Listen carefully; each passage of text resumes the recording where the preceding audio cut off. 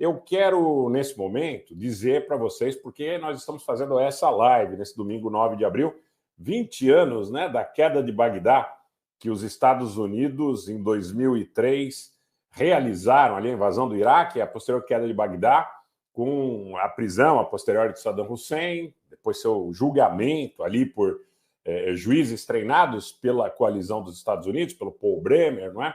A instalação da Zona Verde, depois a morte de Saddam Hussein por enforcamento. Então, lá se vão 20 anos dessa data.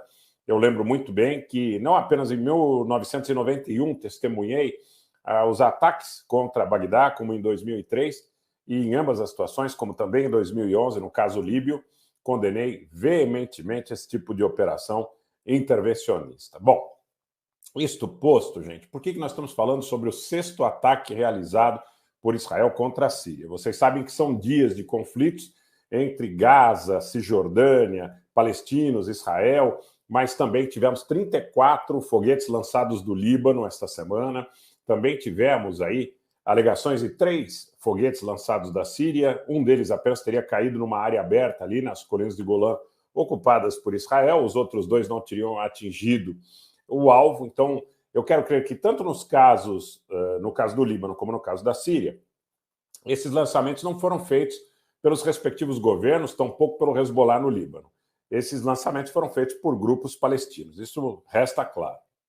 De toda forma, Israel condenou tanto o governo do Líbano quanto o governo da Síria. A represália que Israel levou a cabo contra o Líbano foi uma represália muito fraca. Foi uma represália que não causou vítimas e que causou muito pouco dano. Foi represália em áreas abertas, ao contrário de Gaza, onde as represálias foram um pouco mais significativas. No caso do Líbano, as represálias me parece que foram mais simbólicas e para consumo interno. No caso da Síria, estas situações que poderiam ser chamadas de represália podem ser confundidas com a sequência de ataques aéreos que já vinham sendo realizados durante a semana. Mas isto posto, eu tenho algumas situações absolutamente novas para compartilhar com vocês. Uma delas é, para a mídia israelense, vários veículos de mídia israelense nesse domingo têm dito que os ataques desta madrugada eles teriam visado, mais uma vez, a 4ª divisão do exército sírio. Tem um ponto fundamental aí. A 4ª divisão do exército sírio é comandada pelo senhor Maher Assad, pelo irmão do presidente Bashar Assad.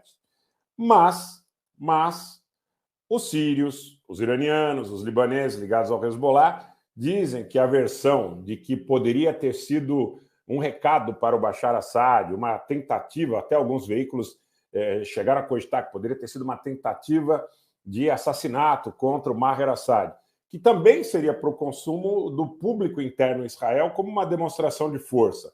Ou seja, olha, um alerta para o Assad, tentamos atacar o irmão dele lá na 4ª divisão do exército árabe sírio. Aliás, uma das divisões, se não a divisão mais bem equipada do exército sírio, que foi uma das mais atuantes aí na libertação de Alepo, como os senhores sabem, também em Rama, em Homs e no deserto de Palmira.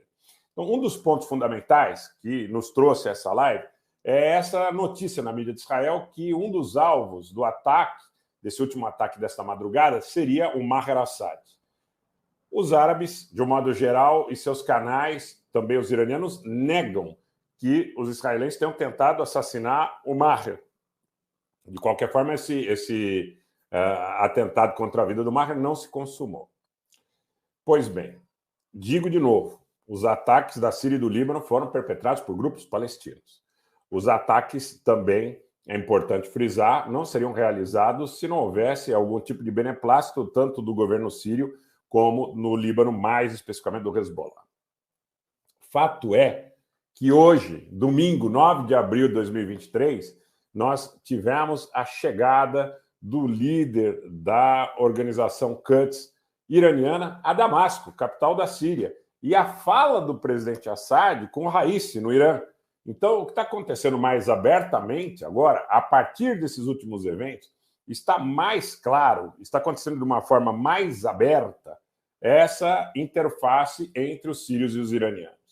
Nós tivemos em um desses ataques, creio que no 2º ataque que Israel levou a cabo nesta semana, nesses últimos dias, a morte de 2 assessores da Guarda Revolucionária iraniana, que foram sepultados como heróis em Teherã, mas que teriam sido alvos dos israelenses em ataques, inclusive, anteriores a essas escaramuças aí de fronteira com esses lançamentos de míssil.